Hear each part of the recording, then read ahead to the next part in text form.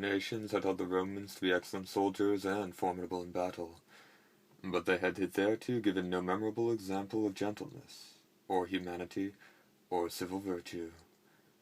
And Marcellus seems first to have shown to the Greeks that his countrymen were most illustrious for their justice. For such was his moderation to all with whom he had anything to do, and such his benignity also to many cities and private men, that, if anything hard or severe was decreed concerning the people of Enna, Megara, or Syracuse, the blame was thought to belong rather to those upon whom the storm fell, than to those who brought it upon them. One example of many I will commemorate.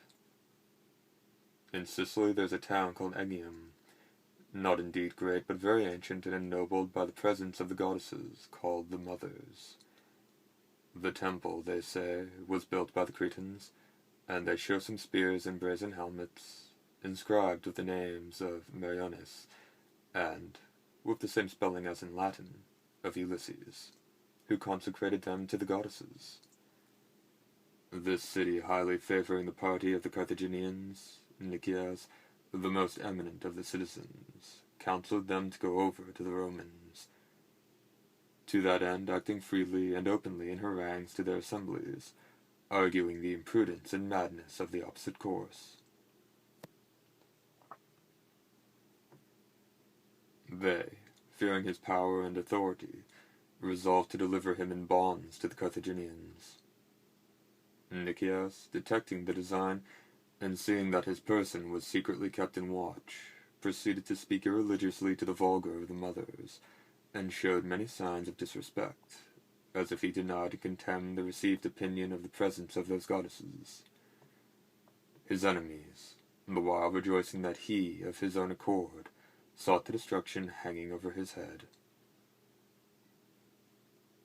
When they were just now about to lay hands upon him, an assembly was held, and here Nicias, making a speech to the people concerning some affair then under deliberation, in the midst of his address, cast himself upon the ground, and soon after, while amazement, as usually happens on such surprising occasions, held the assembly immovable. Raising and turning his head round, he began in a trembling and deep tone, but by degrees raised and sharpened his voice. When he saw the whole theatre struck with horror and silence, throwing off his mantle and rending his tunic, he leaps up half naked, and runs towards the door, crying out aloud that he was driven by the wrath of the Mothers. When no man durst, out of religious fear, lay hands upon him or stop him, but all gave way before him, he ran out of the gate, not emitting any shriek or gesture of men possessed and mad. His wife, conscious of his counterfeiting, and privy to his design, taking her children with her, first cast herself as a suppliant before the temple of the goddesses. Then, pretending to seek her wandering husband, no man hindering her, went out of the town in safety, and by this means they all escaped to Marcellus at Syracuse. After many other such affronts offered him by the men of Aegium, Marcellus, having taken them all prisoners and cast them into bonds, was preparing to inflict upon them the last punishment, when Nicias, with tears in his eyes, addressed himself to him. In fine, casting himself at Marcellus's feet, and deprecating for his citizens, he begged most earnestly their lives, chiefly those of his enemies. Marcellus, relenting, set them all at liberty, and rewarded Nicias with ample lands and rich presents. This history is recorded by Posidonius the philosopher.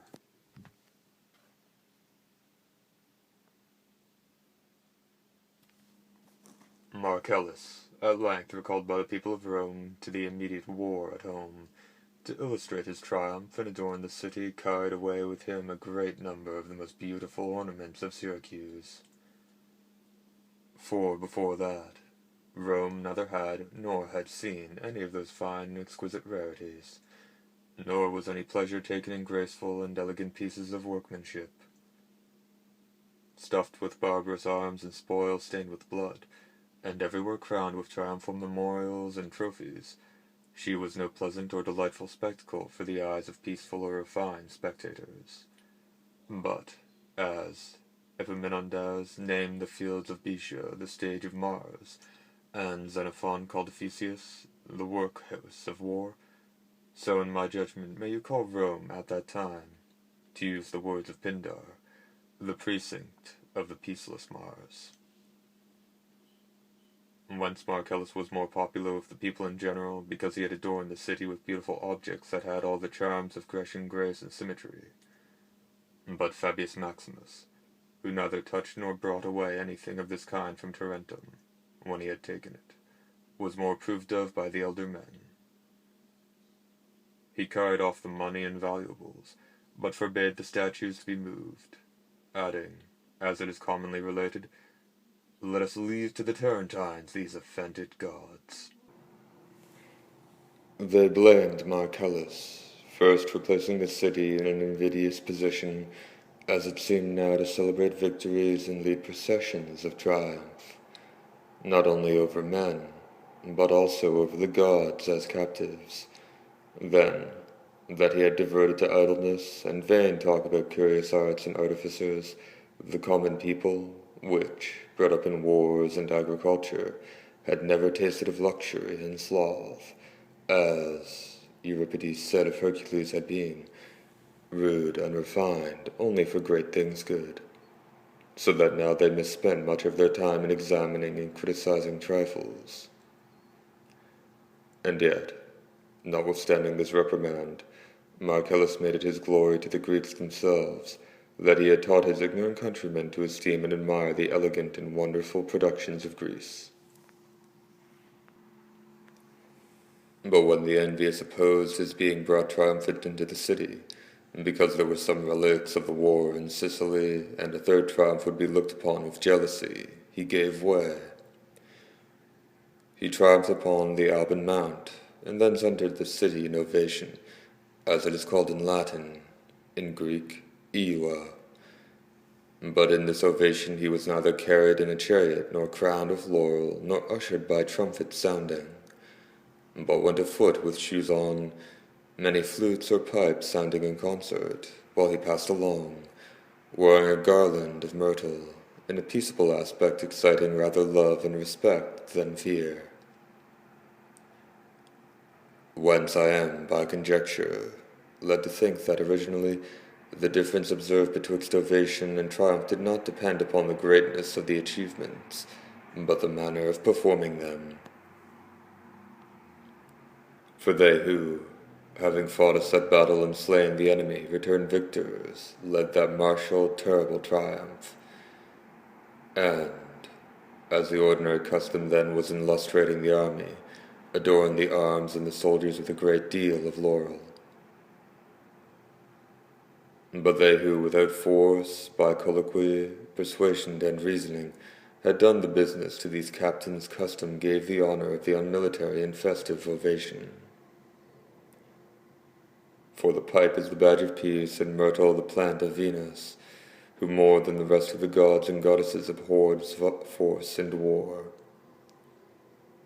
It is called ovation, not as most think from the Greek euasmos, because they act it with shouting and cries of Eua, for so do they also the proper triumphs. The Greeks have wrested the word to their own language, thinking that this honor also must have some connection with Bacchus, who in Greek has the titles of Euus and Thriambus. But the thing is otherwise. For it was the custom for commanders in their triumph to immolate an ox, but in their ovation a sheep. Hence they named it ovation, from the Latin ovis. It is worth observing how exactly opposite the sacrifices appointed by the Spartan legislature are to those of the Romans. For at Lacedaemon, a captain who had performed the work he had undertook by cunning or courteous treaty, on laying down his command, immolated an ox. He that did the business by battle offered a cock. The Lacedaemonians, though most warlike, thinking exploit performed by reason and wisdom to be most excellent, and more congruous to man, than one affected by mere force and courage. Which of the two is to be preferred, I leave to the determination of others.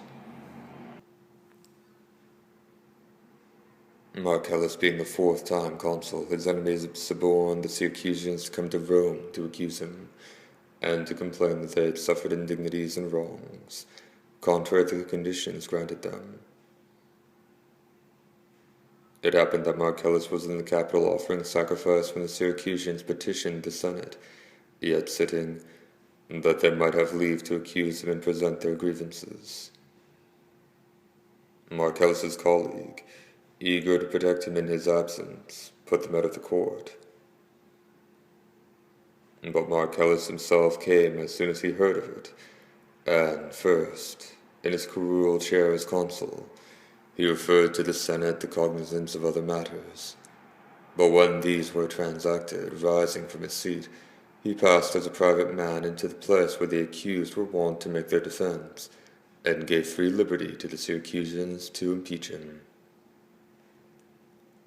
But they, struck with consternation by his majesty and confidence, stood astonished, and the power of his presence now, in his robe of state, appeared far more terrible and severe than it had done when he was arrayed in armor.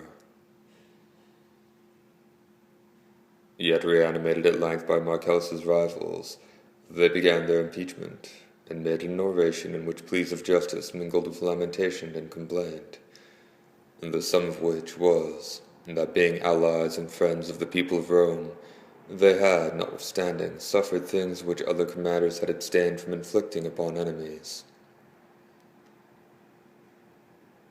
To this Marcellus answered that they had committed many acts of hostility against the people of Rome, and had suffered nothing but what enemies conquered and captured in war cannot possibly be protected from suffering, and that it was their own fault they had been made captives, and because they refused to give ear to his frequent attempts to persuade them by gentle means.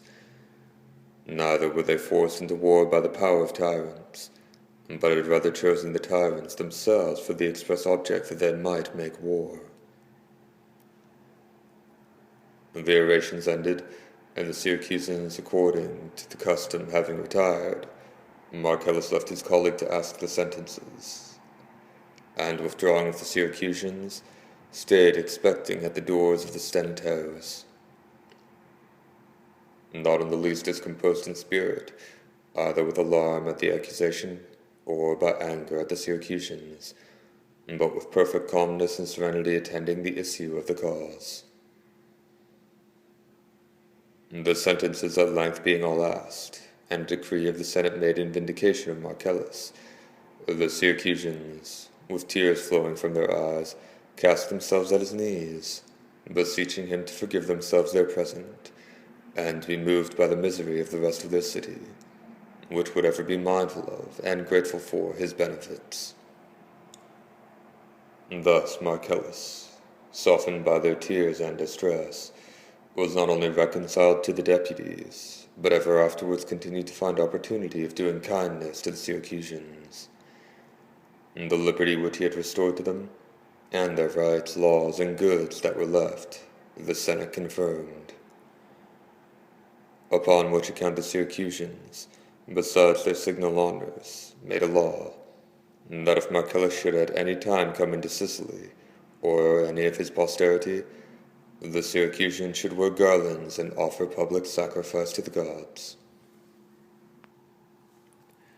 After this he moved against Hannibal, and whereas the other consuls and commanders, since the defeat received at Cannae, had all made use of the same policy against Hannibal, namely, to decline coming to battle with him, and none had the courage to encounter him in the field, and put themselves to the decision by the sword. Marcellus entered upon the opposite course, thinking that Italy would be destroyed by the very delay by which they looked to wear out Hannibal, and that Fabius, who, adhering to his cautious policy, waited to see the war extinguished, while Rome itself meantime wasted away, like timid physicians who, dreading to administer remedy, stay waiting, and believe that what is the decay of the patient's strength is the decline of the disease, was not taking a right course to heal the sickness of his country. And first, the great cities of the Samnites, which had revolted, came into his power, in which he found a large quantity of corn and money, and 3,000 of Hannibal's soldiers that were left for the defense. After this, the proconsul Gnaeus Fulvius, with 11 consuls and tribunes of the soldiers being slain in Apulia, and the greatest part of the army also at the same time cut off, he dispatched letters to Rome, and bade the people be of good courage, for that he was now upon the march against Hannibal, and to turn his triumph into sadness. On these letters being read, Louis writes that the people were not only encouraged, but more discouraged than before. For danger, they thought, was but the greater proportion, as Marcellus was of more value than Fulvius. He, as he had written, advancing into the territories of the Lucanians, came up to him at Numistro, and, the enemy keeping himself upon the hills, pitched his camp in a level plain, and the next day drew forth his army in order to fight. Nor did Hannibal refuse the challenge. They fought long and obstinately on both sides, victory yet seeming undecided, when, after 3 hours' conflict, night hardly parted them. The next day, as soon as the sun was risen, Marcellus again brought forth his troops, and ranged them among the dead bodies of the slain, challenging Hannibal to solve the question by another trial. When he dislodged and drew off, Marcellus, gathering up the spoils of the enemies, and burying the bodies of the slain soldiers, closely followed him. And though Hannibal often used stratagems and laid ambushes to entrap Marcellus, yet he never could circumvent him. By skirmishes meantime, in all of which he was superior, Marcellus gained himself such high repute that, when the time of the comitia at Rome was near at hand, the Senate thought fit rather to recall the other consul from Sicily than to withdraw Marcellus from his conflict with Hannibal. And on his arrival they bid him name Quintus Fulvius dictator. For the dictator is created neither by the people nor by the Senate, but the consul of the praetor, and before the popular assembly pronounces him to be dictator whom he himself chooses. Hence he is called dictator, dicere meaning to name. Others say that he is named dictator because his word is a law, and he orders what he pleases, without submitting it to the vote. For the Romans call the orders of magistrates edicts.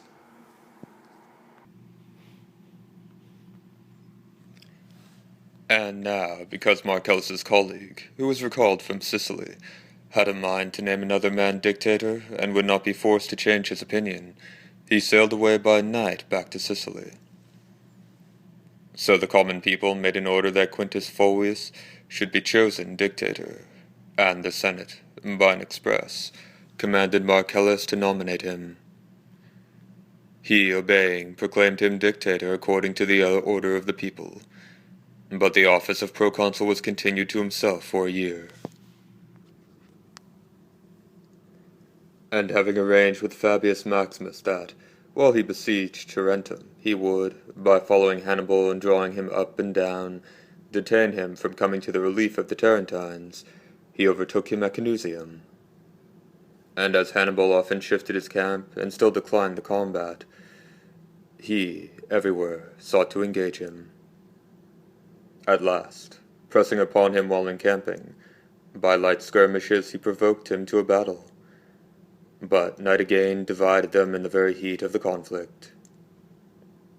The next day Marcellus again showed himself in arms, and brought up his forces in array. Hannibal, in extreme grief, called his Carthaginians together to an harangue, and vehemently prayed them to fight today worthily of all their former success. For you see, said he, how, after such great victories, we have not liberty to aspire, nor to repose ourselves, though victors, unless we drive this man back. Then the two armies joining battle fought fiercely, when the event of an untimely movement showed Marcellus to have been guilty of an error. The right wing being hard pressed upon, he commanded one of the legions to be brought up to the front. This change disturbing the array and posture of the legions gave the victory to the enemies, and there fell 2,700 Romans. Marcellus, after he had retreated into his camp, called his soldiers together. "I see," said he, "many Roman arms and bodies, but I see not so much as one Roman." To their entreaties for his pardon, he returned a refusal while they remained beaten, but promised to give it so soon as they should overcome. And he resolved to bring them into the field again the next day, that the fame of their victory might arrive at Rome before that of their flight. Dismissing the assembly, he commanded barley instead of wheat to be given to those companies that had turned their backs.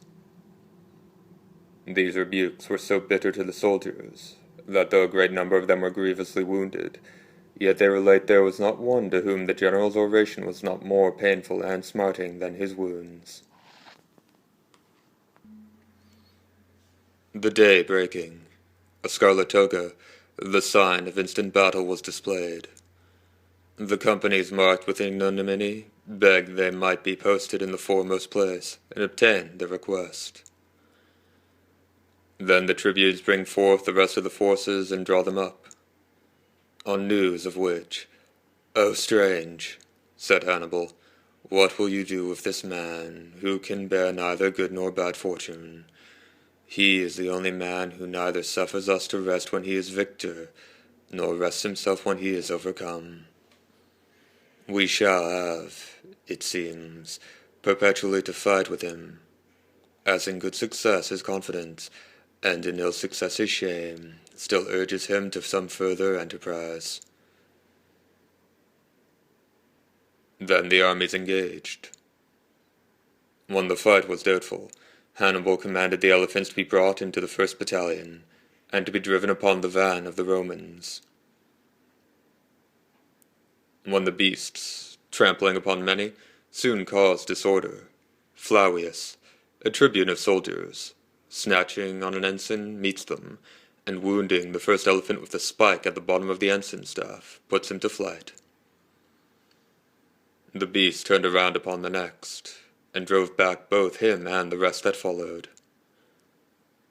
Marcellus, seeing this, pours in his horse with great force upon the elephants, and upon the enemy disordered by their flight. The horse, making a fierce impression, pursued the Carthaginians home to their camp, while the elephants, wounded and running upon their own party, caused a considerable slaughter. It is said more than 8,000 were slain, of the Roman army 3,000, and almost all wounded.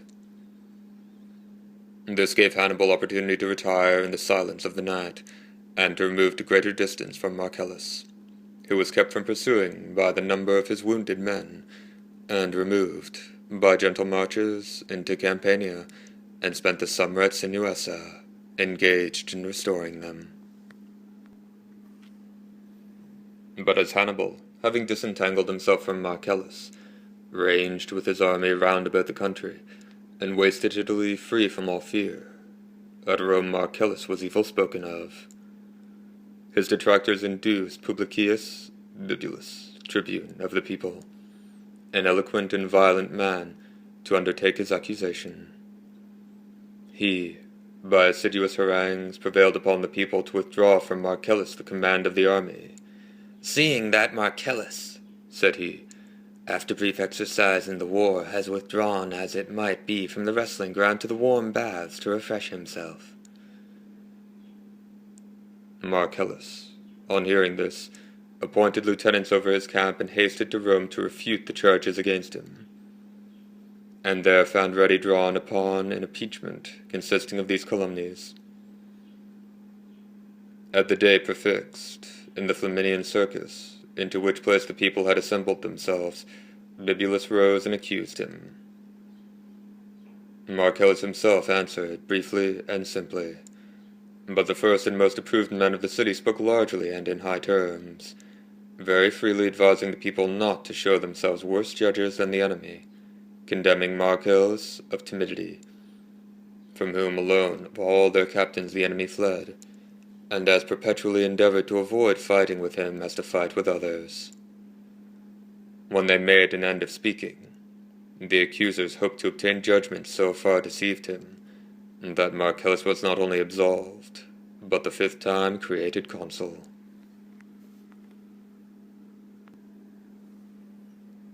No sooner had he entered upon this consulate, but he suppressed a great commotion in Etruria, that it proceeded near to revolt, and visited and quieted the cities.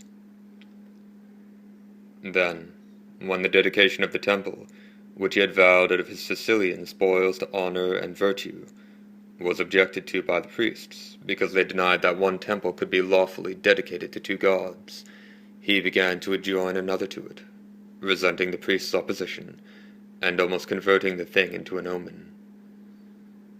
And, truly, many other prodigies also affrighted him. Some temples had been struck with lightning, and in Jupiter's temple mice had gnawed the gold. It was reported, also, that an ox had spoken, and that a boy had been born with a head like an elephant's. All which prodigies had indeed been attended to, but due reconciliation had not been obtained from the gods. The Auspices therefore detained him at Rome, glowing and burning with desire to return to the war. For no man was ever inflamed with so great desire of anything as was he to fight a battle with Hannibal. It was the subject of his dreams in the night, and the topic of all his consultations with his friends and familiars, nor did he present to the gods any other wish, but that he might meet Hannibal in the field. And I think that he would most gladly have set upon him, with both armies environed within a single camp, had he not been even loaded with honors, and had he not given proofs in many ways of his maturity of judgment and of prudence equal to that of any commander. You might have said that he was agitated by youthful ambition, above what became a man of that age, for he had passed the 60th year of his life when he began his 5th consulship. The sacrifices having been offered, and all that belonged to the propitiation of the gods performed, according to the prescription of the diviners, he at last with his colleague went forth to carry on the war. He tried all possible means to provoke Hannibal, who at that time had a standing camp betwixt Bantia and Venusia. Hannibal declined an engagement, but having obtained intelligence that some troops were on their way to the town of Locri, placing an ambush under the little hill of Petelia, he slew 2,500 soldiers. This incensed Marcellus to revenge, and he therefore moved nearer Hannibal. Betwixt the 2 camps was a little hill, a tolerably secure post, covered with wood. It had steep descents on either side, and there were springs of water seen trickling down. This place was so fit and advantageous that the Romans wondered that Hannibal, who had come thither before them, had not seized upon it, but had left it to the enemies. But to him the place had seemed commodious indeed for a camp, and yet more commodious for an ambuscade, and to that use he chose to put it. So in the wood and the hollows he hid a number of archers and spearmen, confident that the commodiousness of the place would allure the Romans. Nor was he deceived in his expectation, for presently in the Roman camp they talked and disputed, as if they had all been captains, how the place ought to be seized, and what great advantage they should thereby gain upon the enemies, chiefly if they transferred their camp thither, at any rate, if they strengthened the place with a fort. Marcellus resolved to go, with a few horse, to view it. Having called a diviner, he proceeded to sacrifice. In the first victim the Auspex showed him the liver without a head. In the second the head appeared of unusual size, and all the other indications highly promising. When these seemed sufficient to free them from the dread of the former, the diviners declared that they were all the more terrified by the latter, because entrails too fair and promising, when they appear after others that are maimed and monstrous, render the change doubtful and suspicious. But Nor fire nor brazen wall can keep out fate, as Pindar observes. Marcellus, therefore, taking with him his colleague Crispinus, and his son, a tribune of soldiers, with 220 horse at most, among whom there was not one Roman, but all were Etruscans except 40 Frigellans, of whose courage and fidelity he had on all occasions received full proof, goes to view the place. The hill was covered with woods all over. On the top of it sat a scout concealed from the sight of the enemy. But having the Roman camp exposed to his view,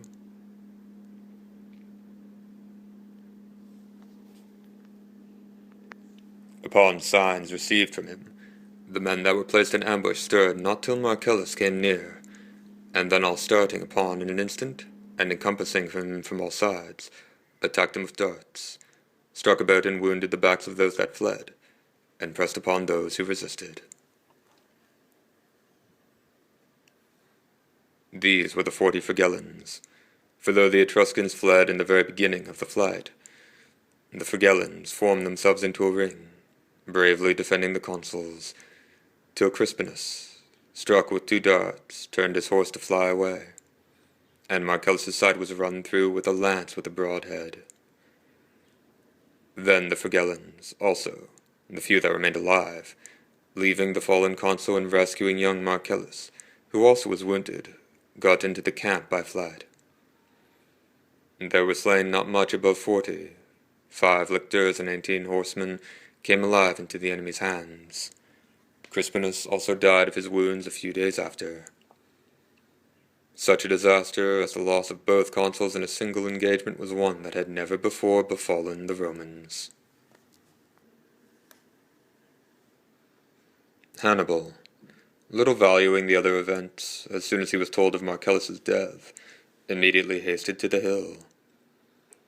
Viewing the body and continuing for some time to observe its strength and shape, he allowed not a word to fall from his expressive of the least pride or arrogancy, nor did he show in his countenance any sign of gladness, as another perhaps would have done, when his fierce and troublesome enemy had been taken away.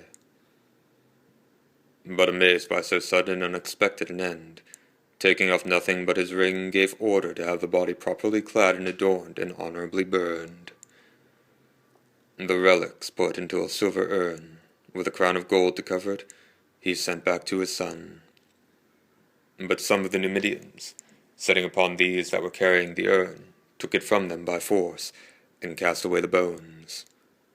Which, being told to Hannibal, "It is impossible, it seems then," he said, "to do anything against the will of God." He punished the Numidians, but took no further care of sending or recollecting the bones, conceiving that Marcellus so fell, and so lay unburied by a certain fate. So Cornelius Nepos and Varius Maximus, having left upon record, but Louis and Augustus, Kaiser, affirmed that the urn was brought to his son, and honored with a magnificent funeral. Besides the monuments raised for him at Rome, there was dedicated to his memory at Catana, in Sicily, an ample wrestling place called after him. Statues and pictures out of those he took from Syracuse were set up in Samothrace in the temple of the gods named Cabiri, and in that of Minerva at Lindus. And there, also, was a statue of him, says Posidonius, with the following inscription: "This was, O stranger, once Rome's star divine, Claudius Marcellus of an ancient line. To fight her wars 7 times her consul made, low in the dust her enemies he laid." The writer of the inscription has added to Marcellus's 5 consulates his 2 proconsulates. His progeny continued in high honor even down to Marcellus, son of Octavia, sister of Augustus, whom she bore to her husband Caius Marcellus, and who died a bridegroom, in the year of his aedileship, having not long before married Caesar's daughter. His mother, Octavia, dedicated the library to his honor and memory, and Caesar, the theatre which bears his name. End. Life of Marcellus.